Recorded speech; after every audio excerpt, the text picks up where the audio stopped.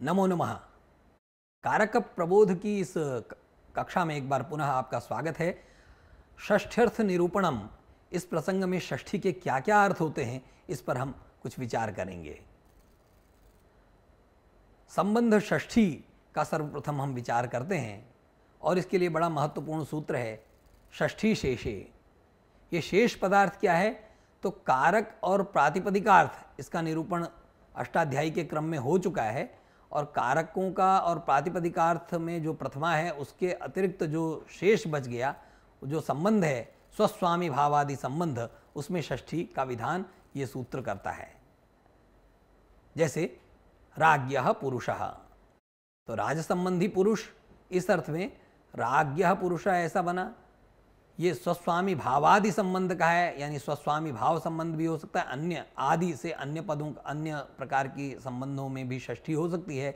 जैसे अवयवी भाव संबंध, पशोपादः, जन्य जनक, पितुः पुत्रः इत्यादि में भी ये षष्ठी होती है। दूसरा, कर्मादि नाम अपनी संबंध मात्र विवक्षायाम षष्ठ्येव, इससे कर्म आदि में भी जब संबंध मात्र की विवक्षा होती है तो वहाँ षष्ठी हो सकती है। जैसे सताम गतम, यहाँ सज्जनों संबंधी गमन ऐसा अर्थ हो गया, तो सज्जन यहाँ जाने का करता है। सर्पिशः जानीते, यहाँ सर्पिश यानी घी से प्रवृत्त होता है, यहाँ कर्ण में संबंध की विवक्षा हो गई। इस प्रकार से हम इस संबंध षष्ठी को जानते हैं। इसके अतिरिक्त अगला जो हमारा प्रसंग है वो हेत्वादि के प्रयोग में हमने पंचमी का विधान देखा था, तृतीया भी देखा था, किंतु हेत्वादि के प्रयोग में भी षष्ठी होती है। और षष्ठी हेतु प्रयोगे, तो हेतु शब्द के प्रयोग में और हेतु की द्योतना में भी उस शब्द विशेष से षष्ठी होती है, जिसके कारण से हम कुछ कार्य करते हैं। जैसे अन्नस्य हेतुर वसति, अन्न के कारण कोई निवास करता है तो हेतु में भी षष्ठी हो गई, और जिस कारण से, जिस अन्न के कारण से कोई निवास कर रहा है उस अन्न में भी षष्ठी हो गई। यहाँ पर एक सूत्र आता है सर्वनाम नस तृतीया च, कि सर्वनाम जो है उसमें हेतु शब्द के साथ उसके प्रयोग में हेतु के द्योत्य होने पर वहाँ पर तृतीया भी होती है। जैसे केन हेतुना वसति, कस्य हेतु हो, ऐसा प्रयोग षष्ठी के साथ साथ सर्वनाम में तृतीया भी हो गया। इसमें एक बड़ा महत्वपूर्ण वार्तिक है कि निमित्त पर्याय प्रयोगे सर्वासाम प्राय दर्शनम, कि निमित्त के ही नहीं बल्कि निमित्त के जो पर्यायवाची शब्द हैं उनके प्रयोग में सभी विभक्तियों का प्रायः दर्शन होता है। तो प्रायः कहने से अधिकांश दर्शन होता है, कहीं कहीं नहीं भी होता है। तो जैसे किम निमित्तम वसति, केन निमित्तेन, कस्मै निमित्ताय इत्यादि। इसी प्रकार से कारण आदि को भी देखें, किम कारणम इत्यादि के प्रयोग में हम ये विभिन्न विभक्तियों का प्रयोग देखते हैं। दिग्योग आदौ षष्ठी, दिग्योग में प्राय पंचमी का प्रयोग हम देखते हैं, परंतु दिग्योग में षष्ठी का भी प्रयोग देख सकते हैं। इसके लिए महत्वपूर्ण सूत्र है षष्ट्यथसर्थ प्रत्ययेन। ये अतसर्थ, अतसुच प्रत्यय है, तो अतसुच का अतस ले लिया और अर्थ, अतस के जो अर्थ हैं उन अर्थों के साथ इन के योग, उन अतस का जो अर्थ देने वाले प्रत्यय हैं उन प्रत्ययों के से युक्त प्रातिपदिक पद के योग में भी षष्ठी का विधान होता है। तो ये दिग्योगा जो पंचमी है उसका अपवाद है। वैसे अस्ताति प्रत्यय प्रारंभ में अस्ताति के अर्थ हैं ये सारे जो, परंतु अतस ऐसा जो ले लिया वो गौरव से बचने के लिए अतस प्रत्यय का यहाँ पर प्रयोग किया, वो बीच में आता है, उससे पहले वास्तव में अस्ताति प्रत्यय होता है। तो दक्षिणतः, पुरः, पुरस्तात्, उपरि, उपरिष्टात्, इन सब के प्रयोग में षष्ठी विभक्ति ग्रामस्य दक्षिणतः, ग्रामस्य पुरः, पुरस्तात्, तो असि इत्यादि जो प्रत्यय हैं उन सब के योग में, यहाँ उन सब से युक्त जो पद है उसके योग में हम देखते हैं कि षष्ठी हुई। इसी प्रकार से एनपा द्वितीया, ये महत्वपूर्ण सूत्र इस दृष्टि से है कि हमने षष्ठी का विधान किया, किंतु एनबंत जो पद है उसके योग में द्वितीय विभक्ति का भी यहाँ विधान होता है। तो वहाँ पर योग विभाग करने से षष्ठी भी प्राप्त होती है।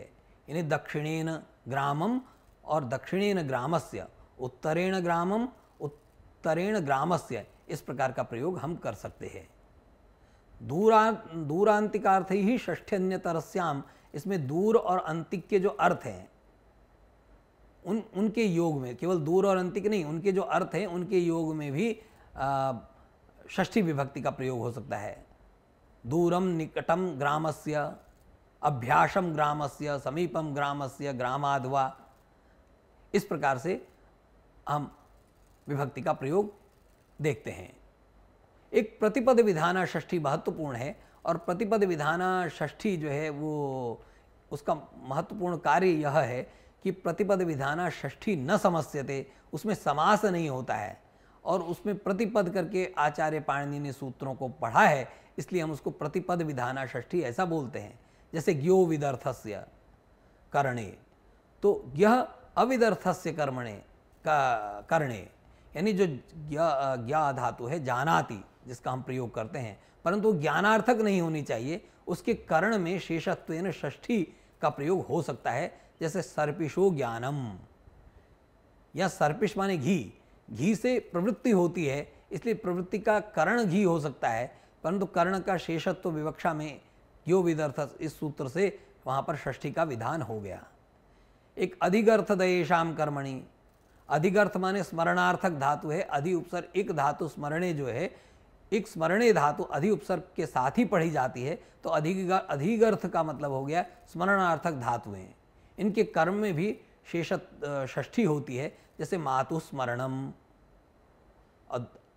अधिगर्थ दय और ईश धातुओं को भी यहाँ पर ग्रहण करना है, सर्पिशो दयनम ईशनम वा, तो इनमें भी षष्ठी का विधान हो जाता है। क्रियः प्रतियत्ने, प्रतियत्न होता है गुणाधान, तो इसके कर्म में भी शेष में षष्ठी प्राप्त होती है। जैसे एधोदकस्य उपस्करणम, यहाँ सामान्य रूप से अर्थ लें कि जब ईंधन और उदक माने जल, दोनों को एध शब्द अकारांत भी है, एध शब्द सकारांत भी है, तो यहाँ एध और उदक दोनों का उपस्करण माने गुणाधान होता है, तो उसमें षष्ठी विभक्ति का प्रयोग होता है। षष्ठी विभक्ति का प्रयोग हो रहा है प्रतिपद विधाना षष्ठी, तो ध्यान रखना है कि प्रतिपद विधाना षष्ठी न समस्यते। रुजार्थानाम भाववचनानाम अज्वरे है, इस सूत्र से महत्वपूर्ण रोचक बात है कि भावकर्तृक जो भावकर्तृकाणाम माने भाव है कर्ता जिनका, किंतु उसमें ज्वर आदि धातुएं नहीं होनी चाहिए। ऐसे रुजार्थानाम कर्मणि, रुज आदि के कर्म में शेषत्वेन षष्ठी होती है। जैसे चौरस्य रोगस्य रुजा वा, चौरस्य रोगस्य रुजा, और यहाँ पर अज्वरी संताप्यो रीति वाच्यम से ज्वर और संताप को छोड़ दिया गया है। ज्वर के साथ साथ अज्वरे है जो कहा, उसमें संताप को भी छोड़ दिया, यानी रोगस्य चौर ज्वर या चौर संताप, यहाँ षष्ठी तो हुई है किंतु प्रतिपद विधान षष्ठी नहीं हुई है, इसलिए समास हो गया चौर ज्वर चौर संताप। आगे हम देखते हैं आशीषी नाथ, इस सूत्र से भी आशीर्वाद के अर्थ में नाथ्री धातु से शेष कर्म में षष्ठी होती है। सर्पिशो नाथनम, यानी कोई अगर आशीर्वाद मांगता है कि मुझे घी प्राप्त हो, और उसको कहा जाए कि उसको घी प्राप्त हो रहा है, उसको घी प्राप्त हो, ऐसा आशीर्वाद अगर दिया जाए तो वहाँ आशीषो नाथनम ऐसा प्रयोग हो जाएगा। माणवकस्य नाथनम में ऐसा नहीं हो पाएगा क्योंकि वहाँ आशीर्वाद नहीं है, इसलिए वहाँ पर नाथ धातु का वो अर्थ नहीं है, इसलिए वहाँ पर षष्ठी प्रतिपद विधाना षष्ठी नहीं हुई।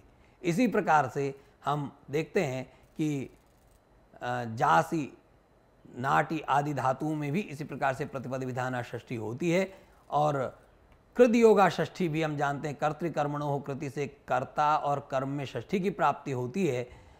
जगतः कृति ही, कृष्णस्य कृति ही इत्यादि प्रयोग हम देखते हैं, और उनके भी अपवाद सूत्र हम देखते हैं। यह एक महत्वपूर्ण प्रसंग है, किंतु इस समय समयाभाव के कारण हम इस पाठ को यहीं पर समाप्त करते हैं। धन्यवाद।